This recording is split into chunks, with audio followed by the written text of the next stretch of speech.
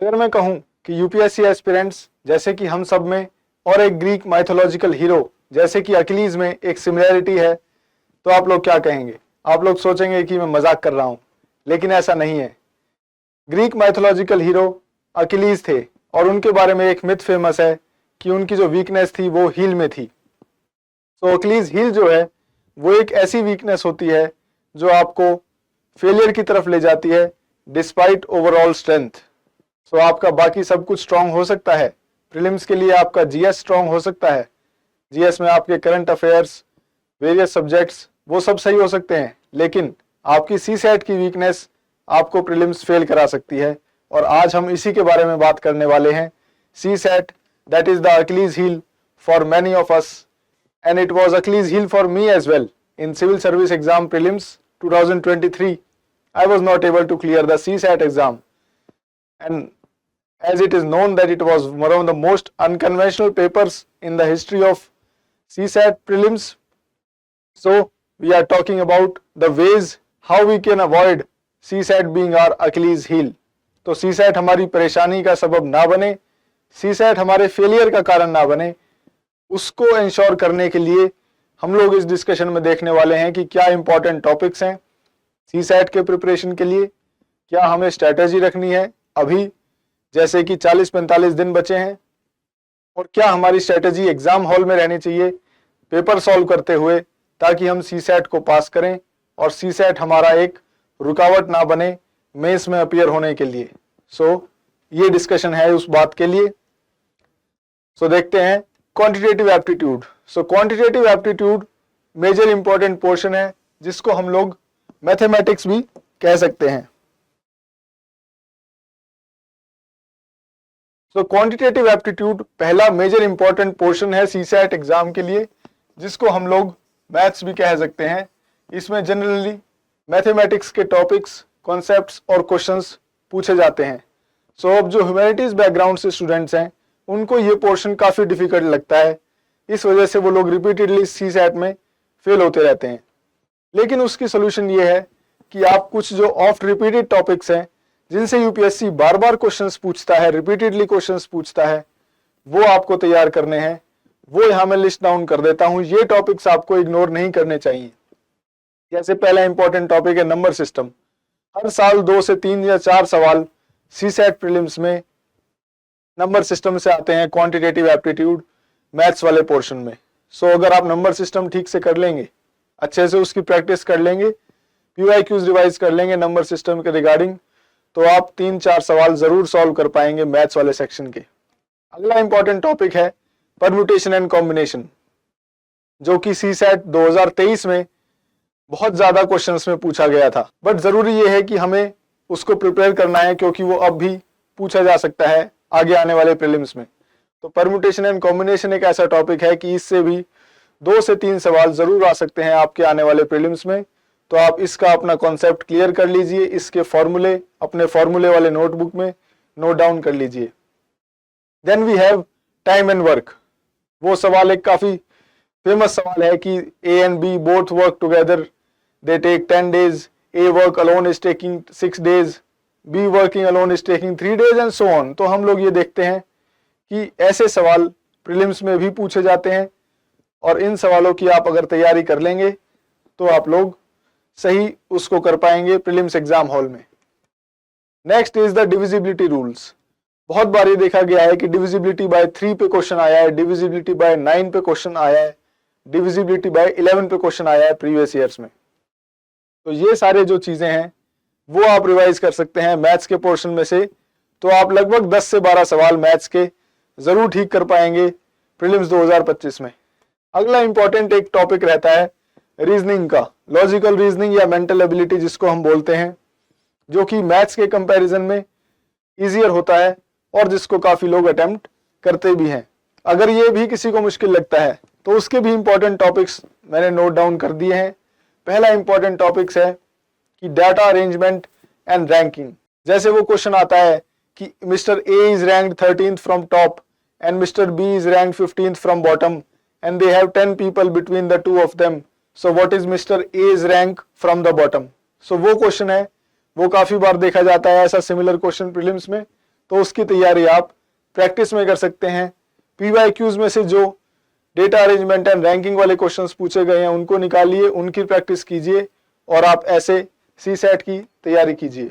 Then coding decoding के सवाल आते हैं, और कोडिंग डिकोडिंग के क्वेश्चंस में मैंने ये भी नोटिस किया है कि जो उनका लॉजिक होता है कोडिंग डिकोडिंग करने का, वो भी प्रीवियस ईयर क्वेश्चंस में से रिपीट हो रहा होता है। सो ये हमें बताता है कि कितने एसेंशियल हैं PYQ सॉल्व करना CSAT प्रीलिम्स के लिए। देन कैलेंडर्स का लगभग एक क्वेश्चन तो हर साल आता है, 1 से 2 भी आ सकते हैं, पर एक क्वेश्चन तो शॉर्ट है। आप बिल्कुल निश्चिंत हो सकते हैं कि ये क्वेश्चन तो जरूर प्रीलिम्स 2025 में भी आएगा कैलेंडर वाले टॉपिक से रिलेटेड।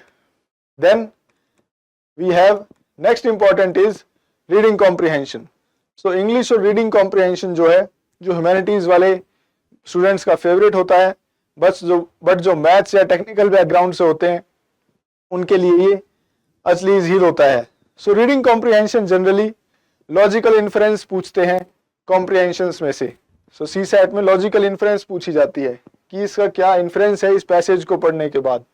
तो इन्फ्रेंस ढूंढने की प्रैक्टिस आप हर एक आर्टिकल, हर एक न्यूज़पेपर एडिटोरियल से कर सकते हैं जो आप पढ़ रहे हैं अपने normal day to day preparation phase में। देन वैलिड अजम्पशंस पूछी जाती हैं कि which of these are valid assumptions, वो आप तैयारी कर सकते हैं PYQ सॉल्व करने के जरिए कि कौन से वैलिड अजम्पशंस इस वाले पैसेज के हो सकते हैं जो इस क्वेश्चन में पूछे जा रहे हैं। Then next important thing that is often asked is the central theme और the core idea of the passage that is being talked about. और रीडिंग कॉम्प्रिहेंशन सॉल्व करते हुए एक इंपॉर्टेंट चीज जो हमें ध्यान रखनी है कि हमें आंसर्स पे पहुंचना होता है उसी इंफॉर्मेशन का यूज करके जो हमें उस पैसेज में दी गई है। हमें अपनी तरफ से एडेड इंफॉर्मेशन, चाहे वो GS की नॉलेज की हो या ऑप्शनल की नॉलेज की हो, वो नहीं लगानी होती, और आपको आंसर पे आना होता है उसी रीडिंग कॉम्प्रिहेंशन को देकर जो गिवन है आपको पैराग्राफ, उसी से आपको आंसर पे पहुंचना है।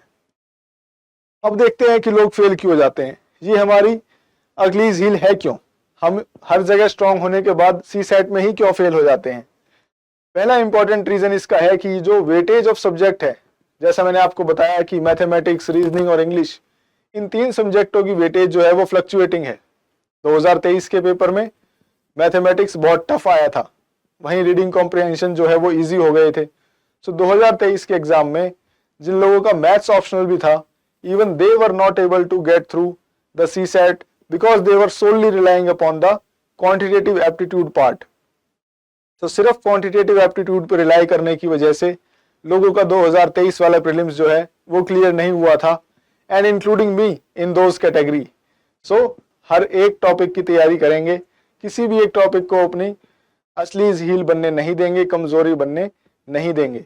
सो मैथ्स हो या लॉजिकल रीजनिंग हो या रीडिंग कॉम्प्रिहेंशन हो, तीनों को हमने इक्वल वेटेज देनी है अपने प्रिपरेशन में, तीनों को हमने इक्वल इंपॉर्टेंस देनी होती है।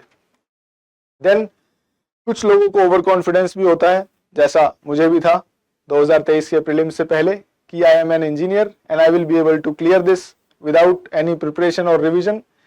पर ऐसा होता नहीं है। हमें प्रिपरेशन CSAT की भी उतनी ही डिलीजेंटली करनी है जितनी हमने GS के लिए की है, अदरवाइज CSAT की एक गलती और आपका 1 साल बर्बाद भी हो सकता है। नेक्स्ट, कि प्रैक्टिस ही नहीं करते CSAT की। CSAT को बस ये समझते हैं कि रीडिंग कॉम्प्रिहेंशन है, सो वहीं पढ़ के और वहीं जवाब दे देंगे, तो इसमें प्रैक्टिस की क्या जरूरत है। लेकिन ऐसा नहीं होता। लॉजिकल रीजनिंग में भी जो प्रैक्टिस होती है वो करनी चाहिए, उससे आपको फॉर्मूलाज पता लगेंगे फास्ट एक आंसर तक पहुंचने के, गलतियां अवॉइड करने के आपको पता लगेंगी जब आप गलतियां अवॉइड करेंगे अपने प्रैक्टिस टेस्ट में, ओपन टेस्ट में। और next important is the lack of exam temperament. हम लोग तैयारी कैसे करते हैं, हम लोग CSAT का पेपर लिखते हैं, एक दिन हम सुबह उठे और हमारा मन किया कि आज हम CSAT करेंगे और हम CSAT का एक पेपर सॉल्व कर देते हैं। फिर हम स्कोर देखते हैं, हमारा स्कोर अच्छा आता है, 66 से ऊपर आता है, और we feel elated about it, और हम सोचते हैं हमारा CSAT क्लियर हो जाएगा। लेकिन ऐसा नहीं होता, क्योंकि एग्जाम डे पे क्या होता है, एग्जाम डे पे होता है आपका GS का एग्जाम 2 घंटे के लिए, उसके बाद होता है आपका 3 घंटे का ब्रेक, और 3 घंटे के ब्रेक में आप अपने GS वाले क्वेश्चंस के आंसर ढूंढने लगेंगे, और उसके बाद होगा आपका CSAT का एग्जाम। तो वो है एक एग्जाम टेम्परामेंट और ये है आपका नॉर्मल डे जिसमें आप सुबह उठे और आपने सीसैट का पेपर सॉल्व कर दिया। सो हमारी एग्जाम टेम्परामेंट लैकिंग है, हम जीएस के पेपर के बाद सीसैट का पेपर नहीं कर रहे, इसलिए हमारी उस तैयारी में वो शार्पनेस नहीं आ पा रही, हमारी सीसैट की तैयारी उस लेवल की नहीं हो पा रही कि हम सीसैट क्लियर कर पाएं।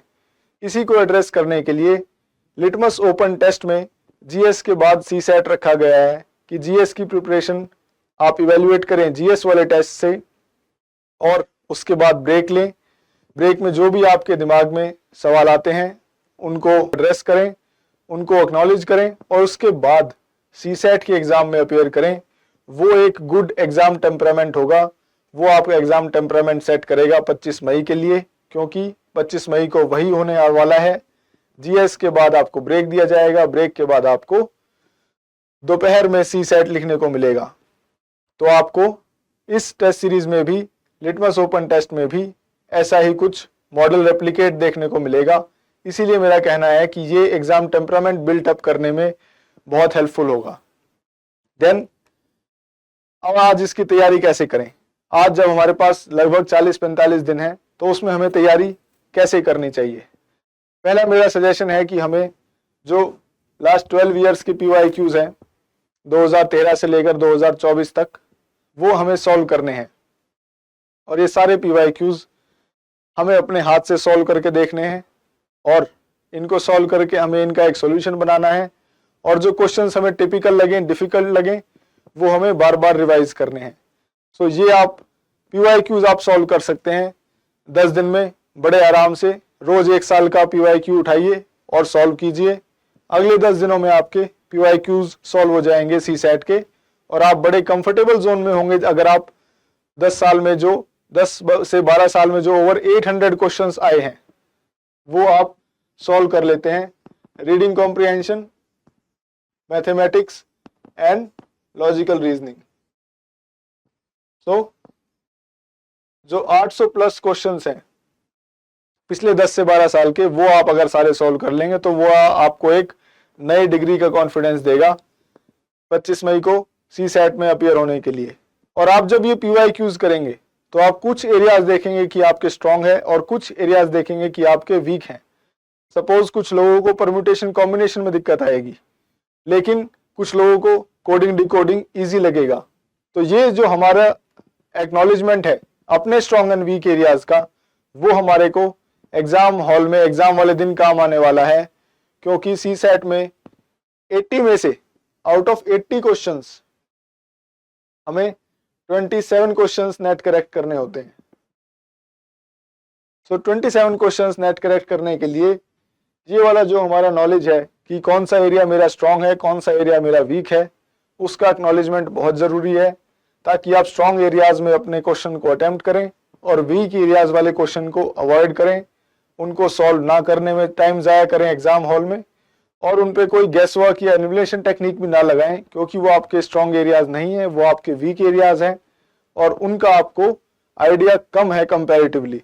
सो हमें ये जो 27 क्वेश्चन का टारगेट पार करना है, हमें ये अपने स्ट्रांग एरियाज में से पार करना है और स्ट्रांग और वीक एरियाज हम PYQ एनालिसिस करके ही पता कर सकते हैं।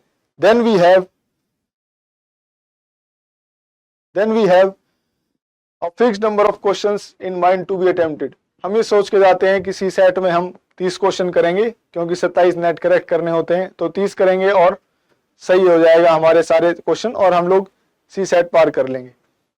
लेकिन ऐसा नहीं है, कुछ क्वेश्चंस जो हैं वो डाउटफुल रहेंगे आपके, कुछ क्वेश्चंस आपके इंटरप्रिटेशन और यूपीएससी के इंटरप्रिटेशन में डिफरेंस हो सकता है, specially in the reading comprehension part. तो आपको एक बफर जो है 5 से 7 सवालों का बफर आपको लेके चलना होता है। सो अगर आपको 27 क्वेश्चन नेट करेक्ट करने हैं तो मेरा सुझाव है आपको मोर देन 40 क्वेश्चन अटेम्प्ट करने चाहिए। 30, 31, 32 क्वेश्चन करके आपको रिलैक्स करने की जरूरत नहीं है। और एक फिक्स्ड अमाउंट ऑफ नंबर भी आपको नहीं लेके जाना एग्जाम हॉल में कि मैं तो 55 क्वेश्चंस अटेम्प्ट कर ही दूंगा। हो सकता है पेपर मुश्किल हो और 55 क्वेश्चंस अटेम्प्ट करना इतना पॉसिबल ना हो और आपको 45 ही अटेम्प्ट करने हो उस वाले पेपर के अकॉर्डिंग, आपके प्रिपरेशन स्टेज के अकॉर्डिंग, या फिर आप पहले से ही सेट कर लें प्री डिटरमाइंड मैनर में कि मेरी तो 100% एफिशिएंसी आती है, 100% एक्यूरेसी आती है मैथ्स के क्वेश्चन में, तो मैं 30 मैथ्स के क्वेश्चन करूंगा और रिलैक्स करूंगा उसके बाद, जैसा मैंने खुद में 2023 के प्रीलिम्स में किया था। लेकिन ऐसा नहीं होता है, कुछ हमारी कैलकुलेशन मिस्टेक्स हो जाती हैं, कुछ सिली मिस्टेक्स हो जाती हैं, तो वो हमारा मेंस में अपीयर होने का चांस भी ले सकती हैं, हमें मेंस में अपीयर होने से भी रोक सकती हैं। इसलिए हमें ये सब pre determined set of target के साथ नहीं जाना है, हमें on the spot question paper देखना है और फिर ये डिसाइड करना है कि जो मेरे स्ट्रॉन्ग एरियाज हैं उनसे मुझे ज़्यादा से ज़्यादा क्वेश्चन अटेम्प्ट करने हैं और एक ऑप्टिमम अमाउंट ऑफ क्वेश्चंस हमें अटेम्प्ट करने हैं depending on the difficulty level of the paper. Then we have the exam hall strategy.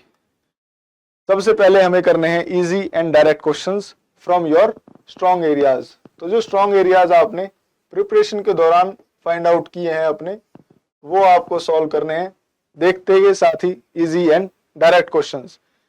कुछ क्वेश्चंस होंगे जो मीडियम होंगे, आपके स्ट्रॉन्ग एरियाज से होंगे, आपके कंफर्ट जोन से होंगे, लेकिन आपको ये लगेगा कि इसमें टाइम लग सकता है 2 मिनट का, 2.5 मिनट का, और हो सकता है किसी में 3 मिनट का भी। उन क्वेश्चंस को भी आपको सॉल्व करना चाहिए, पर after you have solved easy and direct questions, तो सबसे पहली प्रायोरिटी हमें इनको देनी है। दूसरी प्रायोरिटी हमें मीडियम एंड सॉल्वेबल क्वेश्चंस को देनी है, जो कि मीडियम है, बहुत डिफिकल्ट और बहुत टिपिकल नहीं है, लेकिन सॉल्वेबल भी हैं हमारे प्रिपरेशन लेवल के अकॉर्डिंग। कुछ होते हैं डिफिकल्ट एंड अनसॉल्वेबल क्वेश्चंस, तो आपको ऐसे क्वेश्चंस अगर आप देखेंगे, ये क्वेश्चंस जनरली आपके वीक एरियाज में से आएंगे और इन क्वेश्चंस को आपको देखते ही अवॉइड करना है। क्वेश्चन पेपर में आप चाहें तो छोटा सा कट लगा सकते हैं सीरियल नंबर के पास उस क्वेश्चन के लिए, ताकि आप इन क्वेश्चंस को देखने में अपना टाइम और अपनी एनर्जी ज़ाया ना करें, क्योंकि जो वीक एरिया एक बार मैंने आइडेंटिफाई कर लिया, उस वीक एरिया को मैं एग्जाम हॉल में बैठकर इवेल्युएट नहीं करूंगा, उस वीक एरियाज के क्वेश्चन सॉल्व नहीं करके देखूंगा। तो ये चीजें हैं, ये हमें करने हैं फर्स्ट प्रायोरिटी पे, ये हमें करने हैं सेकंड प्रायोरिटी पे, और ये हमें अवॉइड करने हैं। और क्वेश्चंस अवॉइड करते हुए कुछ लोगों को कभी कभी ऐसा लग सकता है कि ये टॉपिक तो मैंने पढ़ा था, मैं तो परम्यूटेशन कॉम्बिनेशंस के सारे फॉर्मूले पढ़ के आया था, लेकिन ये सॉल्व क्यों नहीं हो रहा। सो हमें किसी क्वेश्चन को अपने ईगो पर नहीं लेना है, हमें ये बात की रिस्पेक्ट करनी है कि जो यूपीएससी एग्जामिनर है वो बहुत क्वालिटी के क्वेश्चंस बनाने वाला है। तो हो सकता है कि हमारी जो प्रिपरेशन है वो पूरा पढ़ने के बाद भी पर्याप्त ना हो वो क्वेश्चन सॉल्व करने के लिए। So we do not have to take anything on our ego, we have to give respect to the UPSC examiner and we have to leave that question, not take it on your ego and spend 10 minutes. 10 minute अगर आपने एक question के लिए लगा दिए CSAT exam में, तो अगर आपने वो क्वेश्चन सही भी कर लिया तो भी आप दिक्कत में आ जाएंगे उस एग्जाम हॉल के अंदर, क्योंकि आप फिर पैनिक कर जाएंगे अगर एक क्वेश्चन पे इतना ज्यादा टाइम लग जाएगा। तो आपको एक अच्छे बैट्समैन की तरह एक अच्छे बॉल की रिस्पेक्ट करनी है, और अगर अच्छा बॉल है तो आप उस पर डॉट बॉल भी खेल लीजिए, उसको आप ना अटेम्प्ट कीजिए, तो आपका पॉजिटिव मार्किंग भी नहीं होगा लेकिन आपका नेगेटिव मार्किंग भी नहीं होगा और आपका टाइम भी बचेगा। तो ये एक एग्जाम हॉल की स्ट्रेटेजी है। Now what is the way forward, अब आगे हमें क्या करना चाहिए और क्या करना है। आपको अब से जो भी आप टेस्ट करेंगे सीसेट का, वो आप जीएस का पेपर करने के बाद ही करेंगे। जो भी आपका फुल लेंथ जीएस का पेपर होगा, जैसे आप लिटमस ओपन टेस्ट सीरीज में एनरोल होके कर सकते हैं, जीएस का फुल लेंथ टेस्ट होगा, उसके बाद आप ब्रेक लीजिए।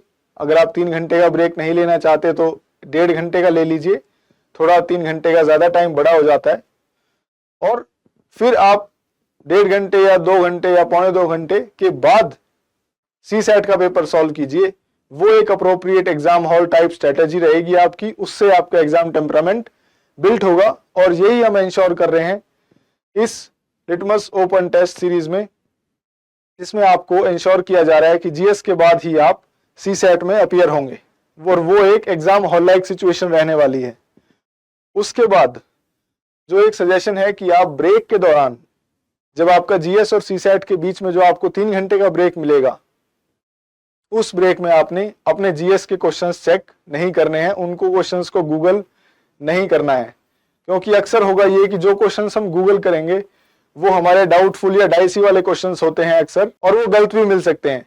और अगर दूसरे एग्जाम में जाने से पहले ही अगर आपको 4-5 क्वेश्चन अपने गलत पता लग गए जीएस वाले पेपर के, तो आपका मोरल वो काफी डाउन हो जाएगा। तो हमें वो चीज अवॉइड करनी है। उसके लिए हम आंसर्स चेक नहीं करेंगे। आप अपने सीसेट की फॉर्मूला वाली डायरी, फॉर्मूला वाली शीट रिवाइज कर सकते हैं चाहे तो, या चाहे तो आप रिलैक्स कर सकते हैं। माइंड को स्ट्रेस ना दें, बॉडी को स्ट्रेस ना दें, और जीएस के आंसर्स तो बिल्कुल भी चेक ना करें। आपको जीएस के आंसर्स चेक करने का ample amount of time prelims के बाद मिलेगा, 25 मई की शाम से, और उसके बाद हम लोग प्रीलिम्स के रिजल्ट तक आंसर की ही चेक करेंगे। तो प्लीज उस ब्रेक के दौरान आप आंसर की चेक ना करें, और फिर जीएस का पेपर के बाद रेस्ट लें, और फिर सीसेट का पेपर करें। इसी फॉर्म में आपको अपनी सारी तैयारी नेक्स्ट 40 डेज में, जो भी आप open test, full length test, practice test, या इवन अपने घर पे भी अगर टेस्ट दे रहे हैं, तो वो जीएस के बाद ब्रेक, और ब्रेक के बाद सीसेट, इस फॉर्मेट में करें। इस फॉर्मेट में करेंगे तो आप देखेंगे कि आप रियल एग्जाम हॉल कंडीशंस को रेप्लिकेट कर पाएंगे। सो फाइनली इस सेशन में मैं उम्मीद करता हूं हमें सीखने को मिला है। सीसेट अब हमारी एचलीज हिल नहीं बनेगा, और हम सारे एरियाज को स्ट्रॉन्ग कर लेंगे, including CSAT, and we will clear prelims. अब हमारा सीसेट भी नहीं रुकेगा। Thank you so much, all the best.